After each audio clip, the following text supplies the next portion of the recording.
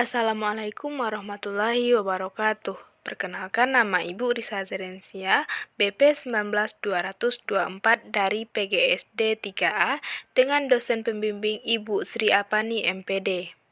Anak-anak Ibu, untuk kali ini kita akan masuk kepada materi menulis. Nah, sebelum kita masuk kepada pembahasan, apakah anak-anak Ibu tahu apa itu yang dimaksud dengan menulis? Mungkin sebagian jawaban sudah benar. Menulis adalah suatu kegiatan untuk menciptakan suatu catatan atau informasi pada suatu media dengan menggunakan aksara. Menulis biasa dilakukan pada media kertas dengan penggunaan alat-alat seperti pena atau pensil. Pada awal sejarahnya, menulis dilakukan dengan menggunakan gambar, contohnya tulisan hieroglif pada zaman Mesir kuno. Tulisan dengan aksara muncul sekitar 5.000 tahun lalu.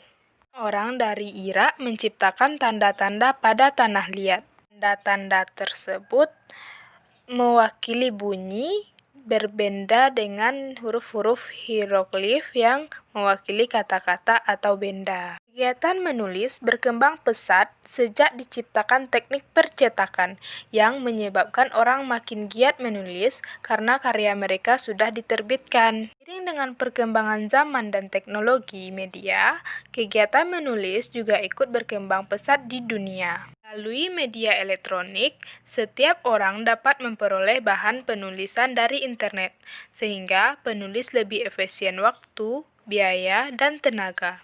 Saat ini, penulis juga bisa berbagi semua tulisannya dimanapun ia berada dengan menggunakan teknologi berbasis internet. Begitu juga dengan para pembaca, akan lebih mudah untuk melihat tulisan-tulisan penulis yang digemarinya. Nah, sekarang kita masuk pada tahapan-tahapan menulis.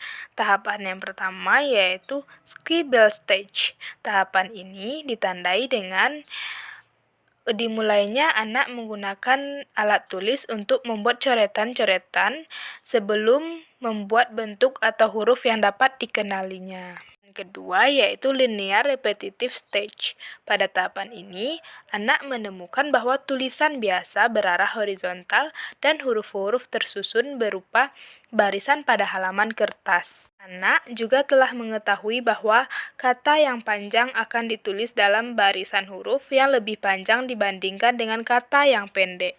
Tahapan ketiga yaitu random letter stage.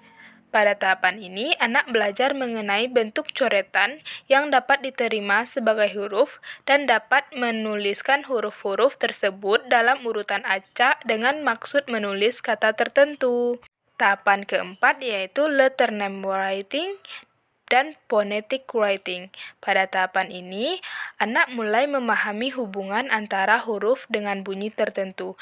Anak dapat menuliskan satu atau beberapa huruf untuk melambangkan suatu kata, seperti menuliskan huruf depan namanya saja atau menuliskan bu dengan sebagian laman dari bukunya. Tahapan yang kelima yaitu traditional spelling. Tahapan ini anak mulai memahami cara menulis secara konvensional, yaitu menggunakan ejaan yang berlaku umum. Anak dapat menuliskan kata yang memiliki ejaan dan bunyi yang sama benar, seperti kata buku, namun masih sering salah menuliskan kata yang ejaannya mengikuti cara konvensional dan tidak hanya ditentukan oleh bunyi yang terdengar. Seperti hari Sabtu, tidak ditulis Sabtu, S-A-P-T-U, padahal kedua tulisan tersebut berbunyi sama jika dibaca. Tahapan selanjutnya itu conventional spelling. Pada tahapan ini, anak telah menguasai cara menulis secara konvensional, yaitu menggunakan bentuk huruf dan ejaan yang berlaku umum untuk mengekspresikan berbagai ide abstraknya. Nah, anak-anak Ibu, itulah tahapan-tahapan dari menulis. Sekarang kita masuk kepada tujuan menulis. Tujuan menulis yang pertama yaitu untuk memberikan informasi. Seseorang penulis dapat menyebarkan informasi melalui tulisannya seperti wartawan di koran, tabloid, majalah, atau media massa cetak yang lain.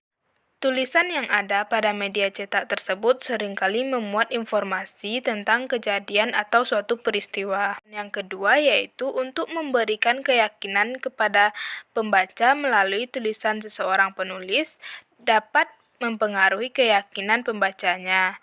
Seseorang yang membaca informasi dari koran mengenai anak terlantar dapat bergerak hatinya untuk memberikan bantuan. Hal tersebut karena penulis melalui tulisannya berhasil meyakinkan pembaca. Poin ketiga yaitu untuk sarana pendidikan menulis dapat bertujuan sebagai sarana pendidikan karena seorang guru dan siswa tidak akan pernah jauh dari kegiatan menulis seperti mencatat di buku, merangkum, menulis soal, dan mengerjakan soal. Poin selanjutnya yaitu untuk memberikan keterangan menulis, untuk memberikan keterangan terhadap sesuatu baik benda, barang, ataupun seseorang. Tulisan tersebut berfungsi untuk menjelaskan bentuk, ciri-ciri, warna, bahan, dan berbagai hal yang perlu disebutkan dari objek tersebut. Nah, anak-anak ibu, saat ini tahu tidak apa itu manfaat dari menulis?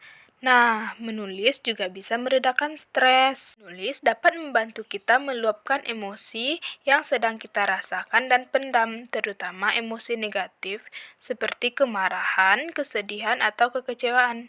Dengan cara ini, kita akan merasa lebih tenang sehingga kita terhindar dari stres dan kecemasan yang berlebihan. Yang kedua, memecahkan masalah dengan lebih baik.